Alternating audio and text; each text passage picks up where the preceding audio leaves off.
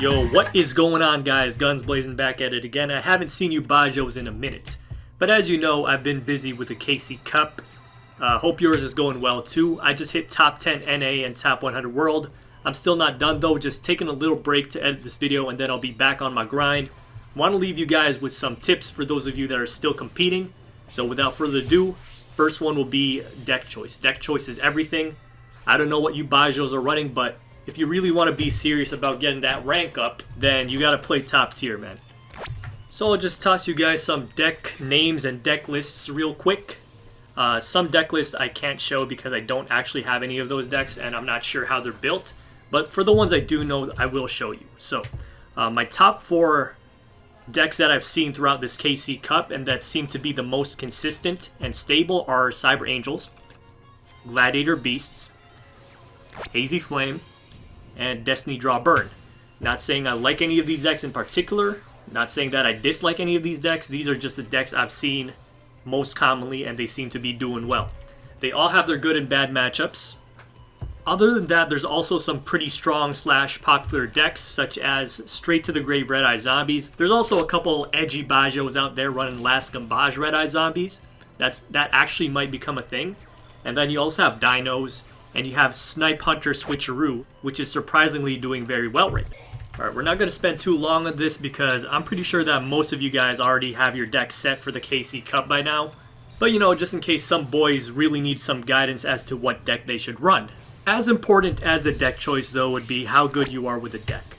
Have you played it a lot? Are you experienced with it? Do you know the matchups very well? Do you know the ins and outs of the deck and the individual cards? Don't just play a top tier deck. Play a top tier deck that you know how to play well. That will give you the best results. Oh, and don't try to switch up decks too often. Like, you know, some Bajos be out there switching their decks every 2 or 3 games, or, you know, every time they lose a couple of games. Nah, stick to 1 or 2 decks, maybe 3 max, but really get the feel of these decks so that you can play them to their full potential, so that it's easy to focus and you don't have to be constantly switching in between playstyles. Alright, next tip, always play proactively. Think about every play. Do not go on autopilot. It is easy to get on autopilot when you're playing KC Cup because, you know, you're just playing a bunch of matches. You're instantly queuing up for the next one. But yeah, autopilot is when you're not really thinking about the plays you're doing. You're just, you know, going with the flow, going with whatever's habitual.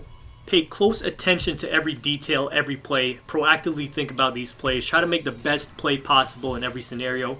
Try to actively think how you should play versus a certain matchup. Be quick to recognize your mistakes and your misplays and adapt to the situation. Do not rush your duels by any means. Sometimes I get into this bad habit of, you know, I want to climb ranks so fast, so I try to play fast and win games fast. It doesn't work like that. You're just gonna make sloppy moves and a lot of misplays. In the long run, thinking about the game slowly and playing out your turns to the fullest of your capability is going to be a lot better because you're going to see all these small improvements in your gameplay that add up, and that translates to the difference in your win rate and how far you climb up the ladder. Next tip is kind of related. If you're tilting, take a break. If you find yourself on tilt, don't be afraid to, you know, take a few minutes, take a couple of hours off of KC Cup. See, when you're on tilt, you're going to make more mistakes because you are frustrated. In terms of what's going on in your brain when you're tilted, you are actually using the more emotional areas of your brain because you're frustrated, instead of the logical, the calculating areas of your brain. But in simple words, you're getting frustrated because you're losing, and that makes you lose even more, which gets you more frustrated, and then you lose even more. Stop the cycle by taking a break. How do you know when you're tilted? That's easy when you get mad because you've lost too many in a row, or when you simply just cannot believe how many times your opponent has lucked out in a row. So if you're on a loss streak and you really feel the frustration and you're really just not having fun with the game, then take a break, because when it reaches that point where it's not even fun, that's when you know you got to take some time off. It's meant to be a game. It's supposed to be fun. Sometimes it's really not though. So yeah, take a break. Doesn't have to be too long, maybe 10 minutes, maybe an hour. Heck, maybe take a day off of KC Cup. And yo, take a nap too while you're at it. Get some good sleep in there. Contrary to popular belief, you don't have to be, you know, completely sleep deprived and grinding KC Cup 24/7 for 3 days if you want to rank high in the KC Cup. No, it's always quality games over quantity, my boys. So yes, while you do have to put in those hours if you want to rank high, don't stress too much over it, my boys. There is literally nobody grinding the KC Cup 3 days straight for 24 hours a day. People sleep, people do stuff, people eat. So I guess what I'm really trying to say is you gotta take care of your health and your sanity. Like, I know KC Cup is a big deal to a lot of us, and we're competing, and we really want to get those high ranks, but if you keep pushing it to the point where it's not enjoyable because you're sleep deprived, you're tilted, you're frustrated, then is it really worth it at that point? But hey, maybe KC Cup just wasn't meant to be, 72 hours straight. I personally think it should be a little shorter, but that's a topic for another day.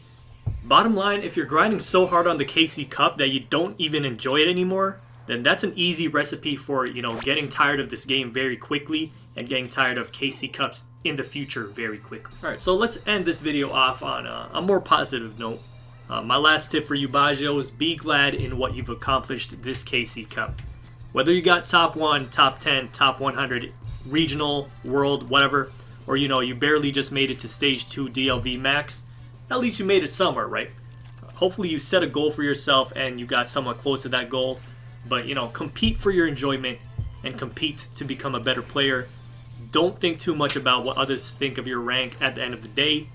A lot of people in the high ranks in the Duel Links competitive community do get worked up about the rank, and they really do care about what others think about the rank. Get worried about, if people are trash talking them or whatnot.